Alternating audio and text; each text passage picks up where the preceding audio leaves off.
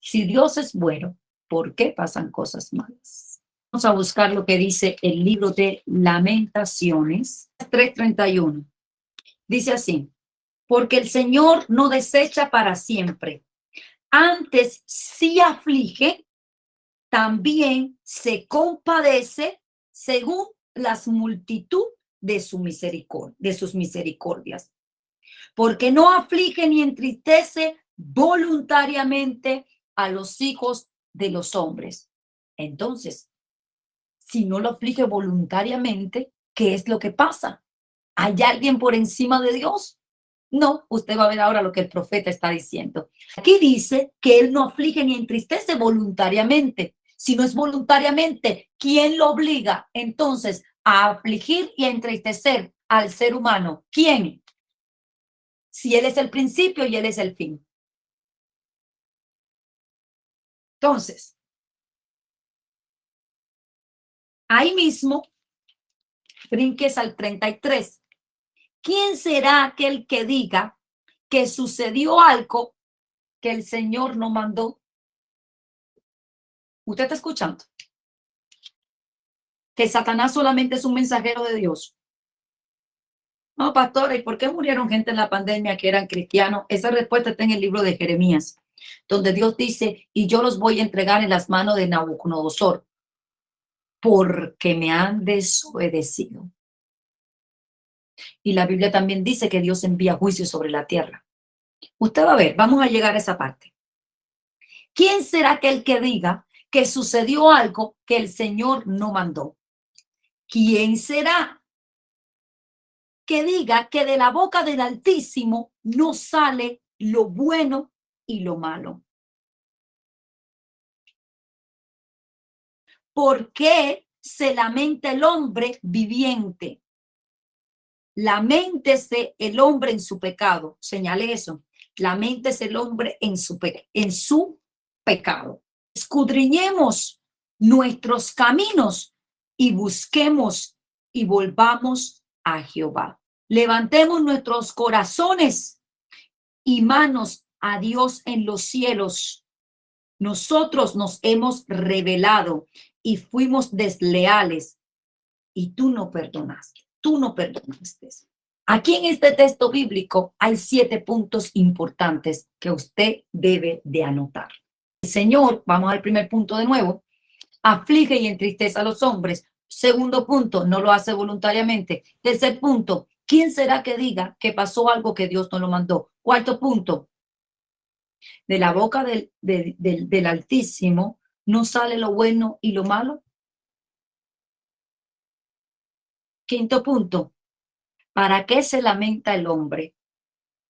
Dice el Señor. ¿Para qué se lamenta el hombre? Trate de resolverlo en su pecado. Escuche. Sexto punto, debes escudriñar tu camino. Y séptimo punto, en toda esta escritura que leímos, vuélvete a Dios. Romanos 12:2 dice así: no os conforméis a este siglo, sino transformaos por medio de la renovación de vuestro entendimiento, para que comprobéis cuál sea la voluntad de Dios, agradable y perfecta. Para tú comprobar cuál es la voluntad de Dios en tu vida, tiene que haber una transformación por medio de la renovación del entendimiento. Y esto tú lo puedes alcanzar por medio de las enseñanzas y poner por obra lo que se te enseña aquí. Cuando Pablo habla de siglos, él no habla de tiempo. Siglos es un modo de pensamiento actual. Pablo lo que te está diciendo, actualízate en el espíritu para que puedas conocer la voluntad de Dios, que es buena y perfecta. No hay manera de que usted pueda conocer la voluntad de Dios si usted no está actualizado en el espíritu. Usted necesita sacar esos virus de religiosidad. Usted necesita sacar esos virus de que todo es el diablo. Usted necesita sacar esos virus de las vendas mágicas. Y hablamos de esto en el estudio pasado.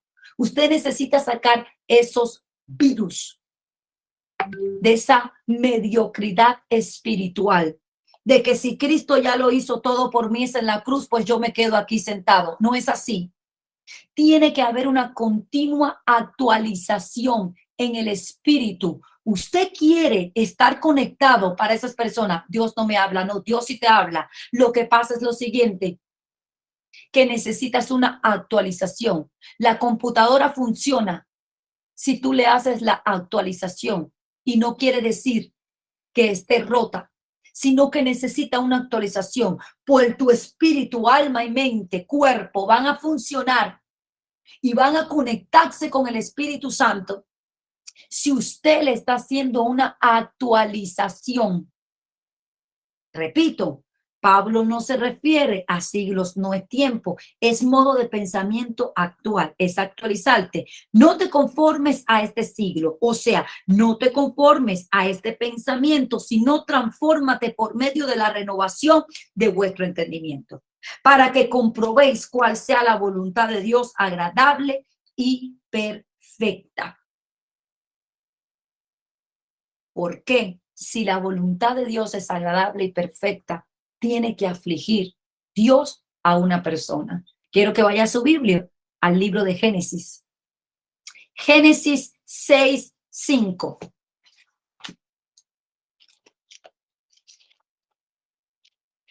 Si Dios me ama, ¿por qué permite que yo sufra? ¿Por qué me tiene que afligir? Génesis 6:5 dice, y vio Jehová, Génesis 6:5 y 6, y vio Jehová que la maldad de los hombres era mucha en la tierra. ¿Qué fue lo que me dijo el Señor cuando yo entré en ese éxtasis? Donde los propios hijos de estas personas y estas personas estaban sufriendo. Me dijo, esto que estás viendo es por causa de la maldad del hombre. Y vio Jehová que la maldad de los hombres era mucha en la tierra y que todo designio de los pensamientos del corazón de ellos eran de continuo al mal. Ojo, ¿por qué el apóstol Pablo dice, bueno, no hay ni uno, y todos fuimos destituidos de la gloria de Dios? Y por la obediencia de uno, y ojo con lo que te voy a decir, bueno, no hay ni uno. Y dice aquí que los designios de los pensamientos del hombre son de continuo al mal, de continuo al mal. Así que no importa qué tan ungido tú seas. ¿Sabe cuál es la diferencia? ¿Sabe por qué usted me ve a mí hablarle de cosas que un pastor vive? Porque Dios me ha dado esa responsabilidad de romper con esa caricatura de los pastores de Superman. Que son ungidos y muestran un carácter que nada les pasa. Entonces llega la congregación a un punto de pensar, wow, ¿será? Entonces Dios ama más al pastor que a mí. ¿Por qué el pastor? Porque es súper ungido, es intocable. No le pasa esto, no le pasa lo otro. Los designios de su corazón no son de continuo mal. ¿Por qué? Porque tienes pastores que se te muestran con una postura de que pareciera que no le pasara nada. Pero ojo, ¿por qué hay muchos pastores que se muestran así? El otro día andaba viendo un testimonio de un pastor, lo que le pasó porque 2 de sus hijos se descarriaron y ese señor lloraba que una persona le mandó una carta diciéndole que su evangelio era falso. Ese es un hombre de Dios. Y le dijo que su evangelio era, santo Dios, yo siento a Dios aquí, porque 2 de sus hijos habían descarriado. Y él dijo, mi evangelio es verdadero. ¿Qué tiene que ver la palabra de Cristo en mí con mis hijos? Son seres humanos, igual que los hijos tuyos. Quiere decir que el hijo de una persona en la congregación se enferma, se puede atar, se puede descarriar, Y esa persona pobrecita, vamos a pedirle oración al pastor, pero el hijo de un pastor hace algo que no está bien y el mismo concilio o la misma congregación se lo come y dice imposible, porque es el pastor. Entonces el pastor ha cogido esa postura de careta mentirosa, la que se muestra delante del pueblo como que nunca tiene escasez, como que nunca se enferma, como que Dios nunca lo prueba, como que Dios lo procesó una vez hace 1000 años, pero ya no lo ha procesado de nuevo. No es así. Como ser que sus hijos son arcángeles es una mentira. Usted no es responsable y usted no puede responder por actitudes que tenga sus hijos si usted hizo las cosas bien como pastor. El evangelio no puede ser probado o avalado por un miembro de una iglesia porque el pastor no tenga una vida como tú quisieras que él la tuviera, un matrimonio perfecto, una finanza perfecta, una salud perfecta y unos hijos perfectos. No, porque aquí vamos a ser sinceros. Y se arrepintió Jehová de haber hecho al hombre en la tierra y le dolió en su corazón. ¿Por qué? Porque los designios de los pensamientos del corazón, de hecho, eran de continuo al mal. Usted tiene que entender que los designios de su corazón son de continuo al mal. Por eso es que tiene Espíritu Santo. Y por eso es que el apóstol Pablo aquí mismo en el libro de Romanos te dice presentar. Aquí mismo lo que estábamos leyendo en Romanos en el capítulo anterior de Romanos 12:1 dice, presentar vuestros cuerpos vivos en sacrificio a Dios. Por eso es que Jesús dice, niégate a ti mismo, toma tu cruz y sígueme. Hay una negación que uno tiene que hacer constantemente. A uno le duele igual si una persona lo trata mal, si una persona lo ofende, si una persona lo traiciona. Y esos pensamientos que hay en el corazón son inclinados a tú responder igual. Pero es ahí donde tú tienes Espíritu Santo, donde tú le estás dando muerta a tu carne, donde tú estás tomando tu cruz y siguiendo a Cristo todos los días. Y es ahí donde entra una manifestación de parte tuya distinta. Por eso es que el apóstol Pablo dice, son cartas leídas. No sean hipócritas. Déjense de tener máscaras. Y deje el pueblo de hacerle sentir a los ministros que su ministerio no es real porque tienen hijos que no están bien o porque tienen un matrimonio que el cónyuge no cree. Eso no es así. Por eso es que los pastores le mienten. Porque usted mismo empuja a los pastores a que le mientan. Porque usted no puede ver la humanidad de ese pastor. Porque cuando un miembro ve la humanidad del pastor, ¿qué es lo que dice? Uy, se le fue la unción. Uy, perdió autoridad. Uy, y comienzan a hablar una de estupideces que por eso es que se cautivan el alma con los dichos de su boca y deviene la lepra espiritual. Y el pastor anda por otro lado también cautivado y todos andan cautivados en la iglesia. Porque no puede mostrar al pueblo que son tan humanos como ustedes y que Dios no ama más a un pastor que a un miembro de la iglesia porque todos tienen un propósito y un diseño divino celestial en Dios. Lo que pasa es que usted con su religiosidad muchas veces empuja a su pastor a que le mienta y se ponga careta delante de usted. Yo le digo una cosa, para tener careta, mijo, estaba el mundo donde tú tenías que estar fingiendo todo y estarte tirando fotos felices en el Facebook que todo va bien y la gente te veía y creían que nunca tú tenías problemas. Y delante del mundo siempre tú estabas feliz. No, para eso está el mundo, pero Dios ya me sacó de ahí y Dios ya me hizo libre. Y si Dios me hizo libre, para eso que el diablo se ponga sus caretas, que se cambie su traje. Yo no tengo por qué ponerme una yo. Yo tengo que llevarte a ti al evangelio de la verdad. Como el que Pablo predicaba. Óyeme, pero Pablo era un hombre sumamente ungido y la mayoría de sus cartas te hablan de las situaciones que él vivía. Pablo cuando le tuvo que llamar a Pedro hipócrita se lo llamó. Ahora imagínate que tú le digas eso a alguien. Uy, mira, se le fue la misericordia. Ay, qué pastor me dijo hipócrita. Pablo cuando le tuvo que decir al pueblo, a las iglesias que él mismo levantó, le digo, ustedes sí que son, se lo voy a traducir como que al lenguaje cubano, ustedes sí que son un poco conflictivos, ¿eh? Cuando voy donde ustedes, me dicen que soy un mantenido, que me tienen que dar diezmo y ofrenda. Pero resulta que cuando voy y llevo mi propio dinero que me bendijeron por otro lado, me dicen que igual vengo de arrimado. Así le digo Pablo. Dice, ustedes como que tienen una lengua tan viperina que deben de arrepentirse de nuevo. Por eso es que le dice, ustedes tienen que volver a nacer, porque tienen dones, tienen talento, pero no se quieren por esa boquita. Que con ustedes nunca quedo bien. Si voy con dinero, porque voy con dinero. Si no voy con dinero, a ustedes les cuesta. Entonces, sostenerme el tiempo que voy a estar en la iglesia a ustedes. Ustedes no se quieren por la boca.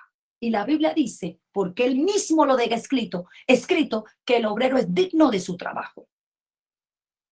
Es tiempo, iglesia amada, de dejar tanto señalamiento, de criticar cosas que nosotros desconocemos, de juzgar, de señalar.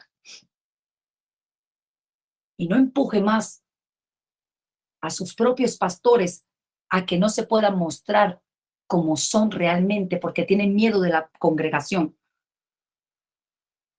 Y resulta que la congregación no le dio el llamamiento a ese pastor. Ese pastor Dios lo llamó cuando usted ni lo conocía, ni sabía que en un futuro iba a ser pastor suyo. El llamamiento y los dones de Dios los da el Señor y la persona nace con ellos. Usted sabe por qué hay tantos pastores frustrados que llegan al punto incluso de maltratar a sus hijos, porque la congregación los obliga a eso. En la iglesia donde yo estaba, mi pastor contaba que los hijos de ellos tuvieron una infancia terrible, porque en el concilio donde él se formó como pastor, los niños no podían jugar de pelota porque era del diablo. O sea, fútbol, esa pelota, fútbol, esas cosas. Así era en el tiempo de antes. Concilios religiosos. Las niñas que no podían hacer esto, que no podían hacer lo otro. Y tantas otras historias. Por eso es que hay personas que si no siguen en mi ritmo, lo que van a hacer es juzgar. Aquí estamos, pero no para tener careta. Usted va a ver aquí cómo es las cosas. Si usted quiere que usted le mientan en su cara y que le muestren una vida de un cristiano que no es real, vaya ahí para que le mienten a otro lugar. Aquí no le vamos a mentir. Porque entonces, si yo te estoy diciendo a ti que a mí no me pasa nada, que yo no enfrento nada, que Dios me hizo lo último a mi hijo, pero quedó en el pasado y yo no tengo ningún conflicto ahora, entonces te estoy haciendo a Dios mentiroso, porque aquí dice que todo designio de los pensamientos del corazón del hombre son de continuo solamente al mal. Entonces, cada día yo tengo que tomar mi cruz y cada día, yo tengo que permitirle al Espíritu Santo que tome control de todas esas áreas de mi vida que yo le permito tomar control, para que yo pueda actuar de la manera que honre a Jesús y no que honra a los hombres, porque eso es hipocresismo, eso es el hipócrita. Si yo tengo que actuar de la manera que tú te sientas bien para yo no ofenderte a ti, ahí entro a comenzar a tener careta. Prefiero que yo te caiga mal y que tú no me entiendas, pero yo estar bien con Dios. Prefiero decirte las cosas como son.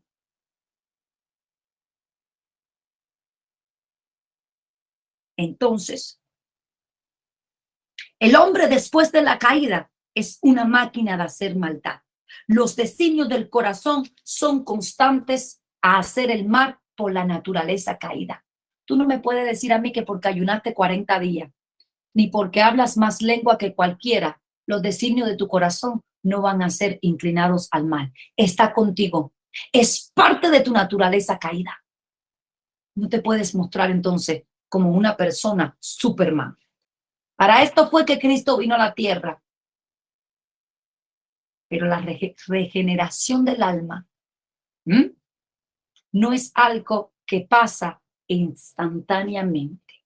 Cuando tú recibes a Cristo en tu corazón, el Espíritu Santo viene a morar dentro de ti y comienza a habitar en tu templo. Pero la regeneración que el Espíritu Santo comienza a hacer en ti no es algo instantáneo.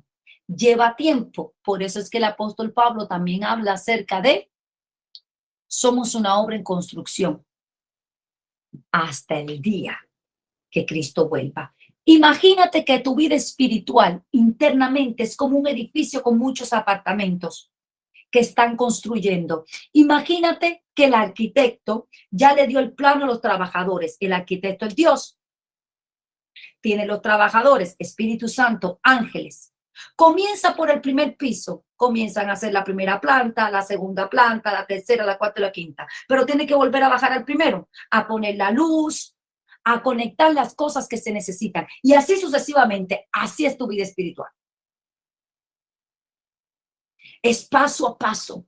Ese proceso de regeneración no pasa instantáneamente. Ahora tampoco nos podemos acomodar a esa parte que dicen muchos cristianos. Puedo ser perfecto. Dios me entiende. Si me equivoco, que aquí sí, tú te puedes equivocar. Pero va a haber un momento en tu vida donde ya tú no vas a cometer ese tipo de equivocaciones. Donde tú vas a madurar. Mira lo que dice el apóstol Pablo. O sea, no podemos vivir toda la vida equivocándonos. Y se tiene que ver una madurez en nosotros, real. Efesios 4:13. Hasta que todos lleguemos a la unidad de la fe y del conocimiento del Hijo de Dios, a un varón perfecto a la medida de la estatura de la plenitud de Cristo. Pablo dice, y Dios se le apareció a Abraham y le dijo, anda, sé recto y camina perfecto delante de mí.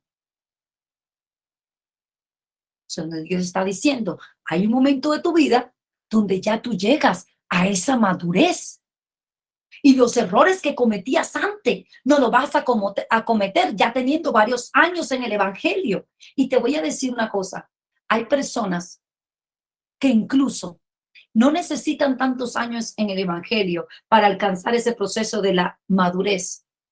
Si correctamente se ponen en las manos de Jesús, la Biblia dice que Dios hizo florecer la vara de Aarón en 24 horas. Si tú le permites al Espíritu Santo, Él te hace florecer así. El problema está en que tú se lo permitas, en que tú le permitas tomar control en esas áreas de tu vida que te subyugan a ti y tú no las subyugas. El apóstol Pablo está diciendo aquí, ustedes tienen que llegar a la unidad de la fe y del conocimiento del Hijo de Dios, que es el varón perfecto. Tienen que llegar a la medida de la estatura de la plenitud de Cristo.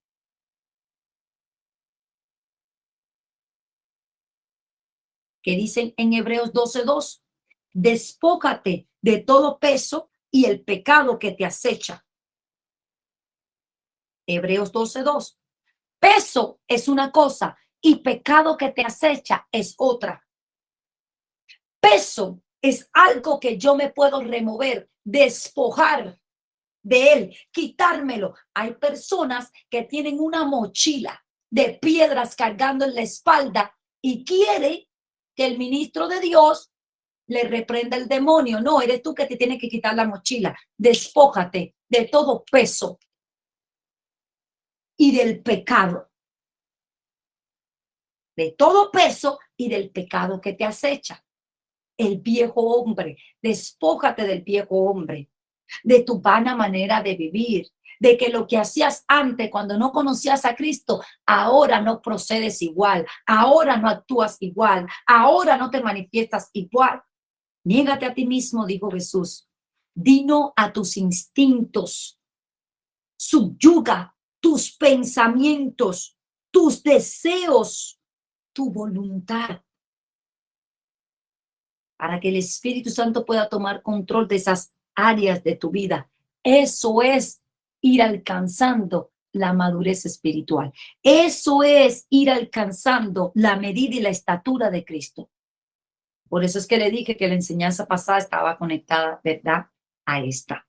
El proceso del alma, de la regeneración del alma, es algo que pasa si tú le permites al Espíritu Santo que pase, porque el Espíritu Santo puede estar dentro de ti y no tener el control de todas las áreas de tu alma. Y ahí es de lo que hablamos, de los fragmentos de cautividad del alma. Y por eso es que hay un peso y hay un pecado que te acecha, que tú dices, voy a la iglesia, llevo años, ayuno, oro, pero no te has despojado. Y el ayuno y la oración no te va a quitar la mochila que tú tienes, que es una decisión. La Biblia dice, el que peque, no peque más. El que robe, que no robe más. No dice, repréndele el demonio. No. Jesús dijo, el que robe, no robe más. El que estaba pecando, que no peque más. Eso es despojarme del peso y del pecado que me acecha. Él dijo, lo que estás haciendo, toma una decisión. No lo hagas más. Entonces es una decisión que yo tomo. Y ahí es donde el Espíritu Santo comienza a tomar el control de esas áreas de mi vida que están en el alma, que es mi voluntad, mis deseos, mis emociones. En el alma está tu voluntad, tus deseos, tus emociones. Y como ahí también está el Espíritu Santo, si tú no subyugas estas cosas y le permites a Él controlar esas áreas de tu vida, entonces te sentirás como un cristiano, como dijo el apóstol Pablo. Tengo de nuevo que volver a sufrir por vosotros. Tengo que volverlos a parir de nuevo espiritualmente, porque ustedes no han entendido nada. Y ya habían pasado años que ellos estaban en el Evangelio. ¿Qué cosa es parir de nuevo a un hijo espiritual? Es volverla a enseñar de nuevo y volverla a enseñar. Y eso cuesta. Eso cuesta. El Señor Jesús dijo en el libro de Deuteronomio, dice, he aquí que yo pongo delante de ti el camino del bien y del mal. Tú decides cuál tomas. Entonces, el Señor Jesús no te va a obligar. Él te va a decir, mira, te traigo estas enseñanzas donde te muestro que hay fragmentos de cautividad, cómo fue que te ataste por los dichos de tu boca. Mira, porque si el hombre, porque si Dios es bueno, pasan cosas malas en tu vida, porque sufre, porque aquí. Pero tú necesitas ponerte a trabajar en tu interior y poner por obra lo que hoy se te enseña. Hebreos 5:8 habla de que Jesús era hijo y aprendió obediencia. Ay, ay, ay. ¿Usted alguna vez se ha preguntado cómo si Jesús era Dios tuvo que aprender obediencia? Si Jesús nunca pecó, si Jesús nació de un vientre santo por la obra del Espíritu Santo, ¿dónde me encaja aquí que tuvo que aprender obediencia? Que tuvo que aprender obediencia. ¿Te has preguntado eso? Si el mismo Dios, el Verbo hecho carne, tuvo que aprender obediencia, habiendo nacido de un vientre santo y por una obra del Espíritu Santo, cosa que tú y yo no nacimos así, y era el mismo Dios, ¿cómo fue posible que tuvo que aprender obediencia y tú y yo, cómo lo aprendemos? Si nacimos bajo la naturaleza caída. Entonces, en el libro de Hebreos dice, y siendo hijo, ¿qué somos tú y yo? Hebreos 5:8. ¿Qué somos tú y yo? Hijos. Y siendo hijos, aprendió obediencia. Ni el mismo Jesús que vino a la tierra, nuestro Señor, se pudo escapar de la naturaleza de este mundo. Tuvo que pasar por lo mismo que nosotros. ¿Por qué dice que Cristo aprendió obediencia? Porque la Biblia dice que Cristo fue tentado en todo, mas no pecó. ¿Cómo fue que Cristo aprendió obediencia? Fue tentado en todo. Él no se pudo escapar de la naturaleza humana. Fue tentado en todo, mas no pecó. Ni él mismo se pudo escapar. Ahora, ¿por qué sale de la boca de Dios lo malo? El proverbista dice en Proverbios 26:2, como el gorrión en su vagar y como la golondrina en su vuelo, Así, usted escuchó, así la maldición no vendrá sin causa. Usted ve cómo esto va conectado con lo que hablamos el miércoles pasado. No hay maldición que venga a nuestras vidas que venga sin causa. Algo la provoca. Por ejemplo, vuelvo de nuevo al principio. Dios me está mostrando la aflicción y el sufrimiento de estos padres, de estos niños. Por causa de su maldad es que están sufriendo esto.